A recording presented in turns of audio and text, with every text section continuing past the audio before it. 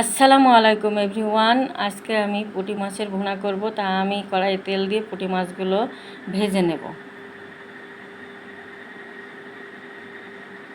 একটু সামান্য কড়াইতে একটু লবণ দিয়ে নিয়েছি যেন মাছগুলো লেগে না যায়। এই টিপসটা ফলো করলে মাছগুলো একটাও ভাঙবে না। তা আমি এবার মাছগুলো লবণ হলুদ মাখিয়ে রেখেছিলাম, সেগুলো এক এক করে ভেজে নেব।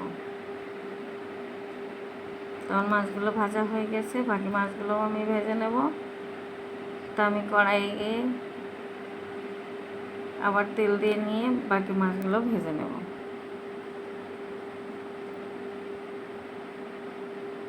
তখন বাকি মাছগুলো ভাজা হয়ে গেছে, এবার কড়াই তেল দিয়ে নিয়েছি আর বেশ কিছুটা পেঁয়াজ কুচি দেব।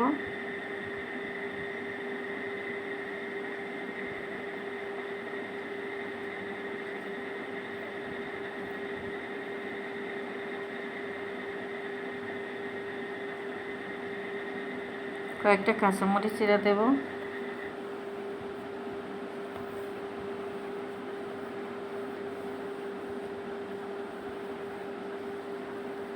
দিয়ে এটা ব্রাউন কালার করে ভেজে নেব।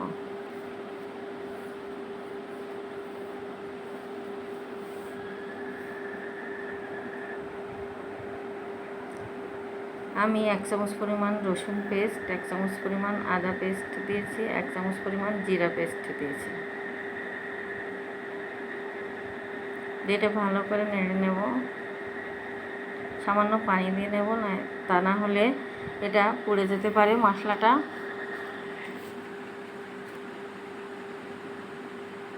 স্বাদ মতো লবণ দিয়েছি, 1/2 চামচ হলুদের গুঁড়া,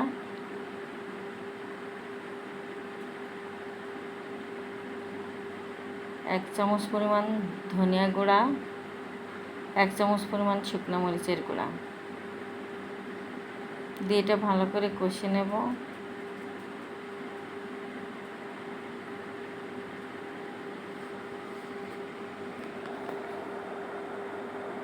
মশলাটা ভালো করে কষে নিয়ে আমি ভাজা মাছগুলো দিয়ে দেব। একটু তেল ওঠার মতো হলে এই ভাজা মাছগুলো দিলে ভালো হয়। তা আমার মশলাটা খুব ভালো করে কষানো হয়ে গেছে, আমি এক এক করে সব মাছগুলো দিয়ে একটু কষে নেব।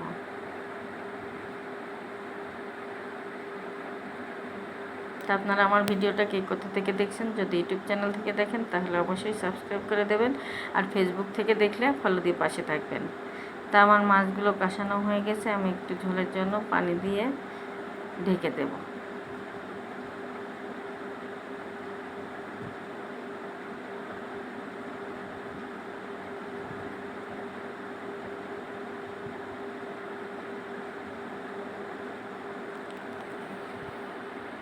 আমি খুব বেশি পানি দেব না, যেহেতু আমি মাছটা ভুনা করব। আমি একটু ঢাকনা দিয়ে মাছটা ঢেকে রান্না করে নেব। তা আমার হয়ে গেছে, আমি একটু ভাজা জিরা গুঁড়া দিয়েছি। তা আমি এখনই নামিয়ে নেব। তা আমার ভিডিওটা কেমন লাগলো, আর এভাবে মাছের ভুনা, পুঁটি মাছের ভুনা কার কার ভালো লাগে অবশ্যই কমেন্টস করে জানাবেন। আল্লাহ হাফেজ।